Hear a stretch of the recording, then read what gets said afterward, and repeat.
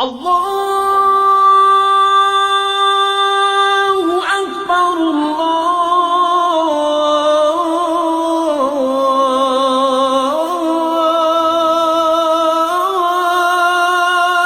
اکبر۔ آداب ناظرین، میں ہوں آپ کا میزبان عبد الواجد اور آپ دیکھ رہے ہیں تسنیم ٹی وی۔ دوستو، آج کی ہماری خاص پیشکش اسلام کیا کہتا ہے میں ہم بات کریں گے جمعہ کی نماز کی اہمیت کے بارے میں۔ اسلام میں جمعہ کی نماز کو کافی خاص مانا گیا ہے۔ اس دن نماز پڑھنے سے اللہ اس ہفتے کے گناہوں کو معاف کر دیتا ہے۔ اس دن اللہ اپنے بندوں پر مہربان رہتا ہے اور ان کی ساری غلطیوں کو معاف کر دیتا ہے۔ اس لیے اس دن کافی تعداد میں لوگ جمعے کی نماز ادا کرنے آتے ہیں۔ جمعہ کی نماز کا وقت وہی ہے جو ظہر کی نماز کا ہوتا ہے۔ جمعہ کے لیے خطبہ شرط ہے، بنا خطبہ پڑھے جمعہ کی نماز نہیں ہوگی۔ جو شخص خطبہ نہ پڑھ سکے وہ جمعہ کی نماز میں امام نہیں ہو سکتا۔ خطبہ کے لیے جو امام مقرر ہے، اگر ان کی اجازت کے بنا کوئی دوسرا آدمی خطبہ پڑھ دے تو نماز نہیں ہوگی۔ خطبہ زبانی یا دیکھ کر پڑھا جا سکتا ہے۔ خطبہ عربی میں ہی پڑھا جائے۔ جو کام نماز کی حالت میں کرنا حرام یا منع ہے، خطبہ کی حالت میں بھی حرام اور منع ہے۔ خطبہ سننا فرض ہے۔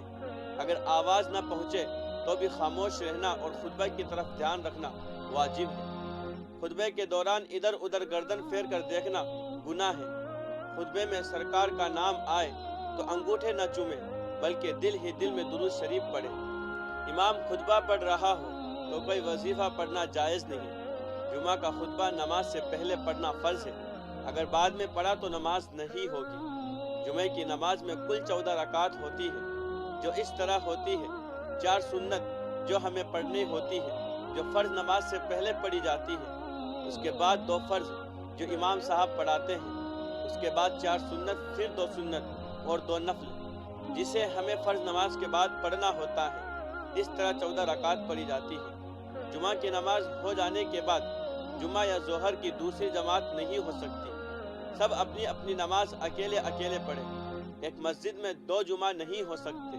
اگر مقرر امام نے جمعہ کی نماز پڑھا دی، بعد میں کچھ لوگ آئے اور انہوں نے جماعت سے جمعہ کی نماز کسی اور امام کے ساتھ پڑھ لی تو ان کی نماز نہیں ہوگی۔